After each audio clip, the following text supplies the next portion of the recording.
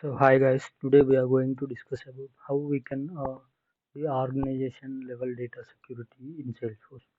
So for this, most of the data access is for the users are dependent upon the profile and permissions it's assigned to them.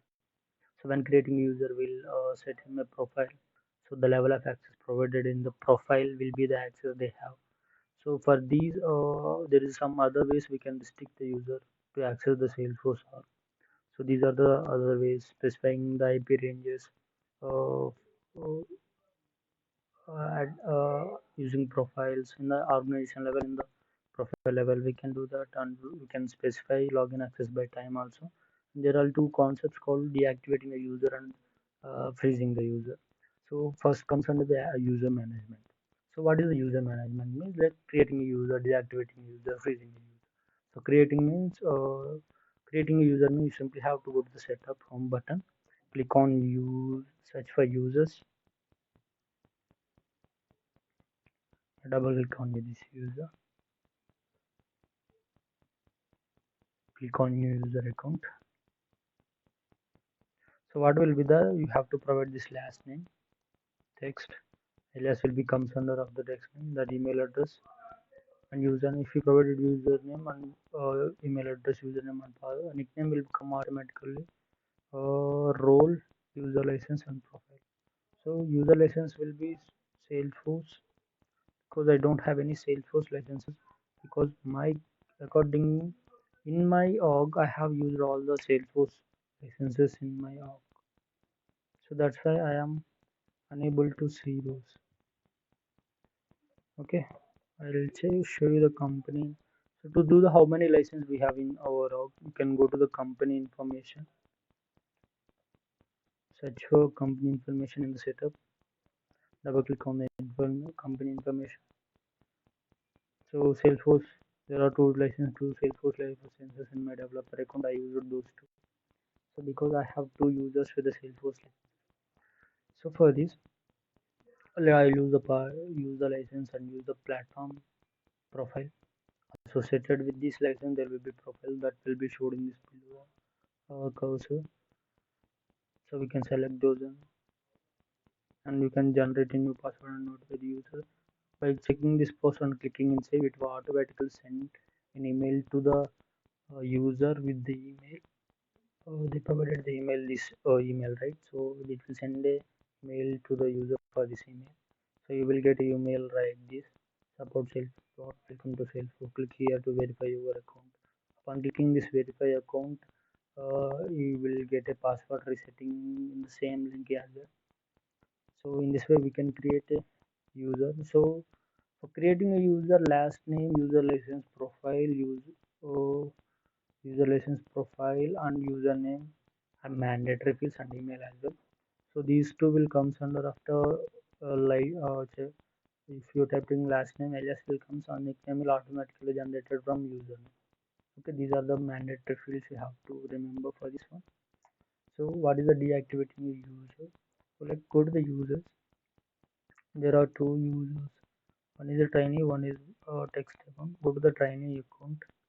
So there are two concepts like freezing the user and deactivating. The freezing a user means here we have now, upon clicking on the name of the user, we will get this freeze button. Click on this freeze button. After clicking, what happens if you click on this freeze button is the account access to that user is restricted. He can't log in, but the Salesforce license will be in use. Like in the company information, the Salesforce license we use it is two only. You can refresh and check also two only. So after even in freezing. So when we are deactivating, what happens? The Salesforce user license will comes under one. So the user license will be revoked into Salesforce. So the user license will be two for after freezing the user account. Unfreeze the user account. Edit. Yes. Uncheck the active button. See, this is the way you can deactivate a user. Go to the company information. It is two user licenses. After deactivating the user, it will comes under one. So we can use this remaining one license to create another user with the Salesforce. So there's one more license for us to create a user. So that is the one way to create a user and deactivating and freezing the user. And there is a catch in you deactivating and freezing the user. The user license will be revoked after deactivating the user and freezing the user. The user license will be in use only. We don't get any extra. You don't get the licenses to create a new user. That is the catch between deactivating and freezing the user. Let's come to the password policies. What is the password policies is when we create a user, we'll send an email, right? To clicking this thing. So there will generate a password. So for the password settings or password, like uh, what type of password they want to, like we want to for our to log. So for that we will password complexity requirement. That is like we can include a numbers, uppercases, lower cases, special characters. You can choose the options depend upon the requirement and the minimum password length and password questions. Also there will be a security question and you can make it as none and cannot contain the password. The password, what is the cannot contain password is security or question answer should not be a password. So maximum invalid login attempts. Maximum invalid login attempts is when a user tried to log in, but he's entering invalid password 10 times. What will happen after 10 times? It will log the user account. So he's unable to log for 15 minutes because we have set the logout affected period as 15 minutes. Suppose I set it as 30 minutes, he is unable to log in for the 30 minutes or 60 or forever. So and one more thing is password expiration. So if he user generated a password today from 90 days from today, he has to generate a new password and enforce the password history. This option is like when we are generating a new password, some people try to use the old password as a new password. So by restricting this, we can three password remembers. Look, the last user three password will be remembered by this setting, and they can't use the old three password. They have to generate a new one. So this is the password resetting policies. And next comes under is the all under user management. Like specify trusted IP ranges for the org. Further, trusted IP ranges means so suppose we have a network IP range, right? We log into Salesforce using cloud and internet with our login information on internet. So the internet will have a IP ranges. So suppose if you want to specify that the user should log in from this IP range only. So we can set this IP range in this trusted IP range edit. So we can use the IP range addresses here and save it. Use that how we can get it. Click on the setup and search for network access. Edit the trusted IP ranges and save. This way we can do this special trusted IP ranges for the org. We can do that in a profile level also. So how we can do that profile level is go to the profiles, double click on the profiles. Let's open administrator profile.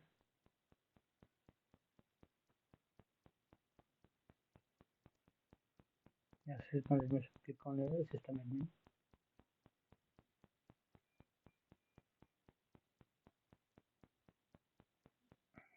In the system admin, we have login IP ranges option will be there.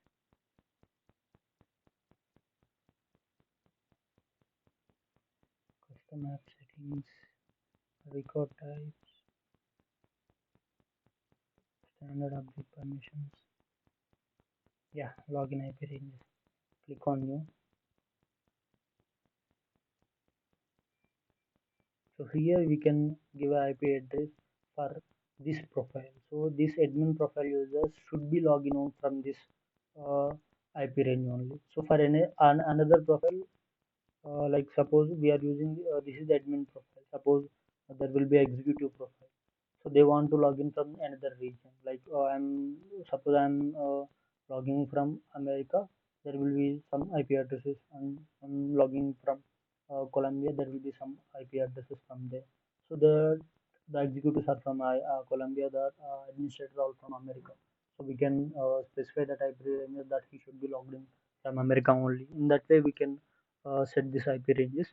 Next comes under this IP access by time. We can restrict access by time. So what happens is some of the banking systems, there will be a time only they can log in at that particular time. So there will be specified time they should log in, and after that they don't have access to log in. In that way, we can restrict in our Salesforce as well. For that, there will be option called login IP, login hours. You can check the blog itself. Set up, click on profiles, choose the profile you want to change, go to the login and select the days and hours with the profile in the organization. So profile. So here we set this login hours. For Sunday, they don't will have access.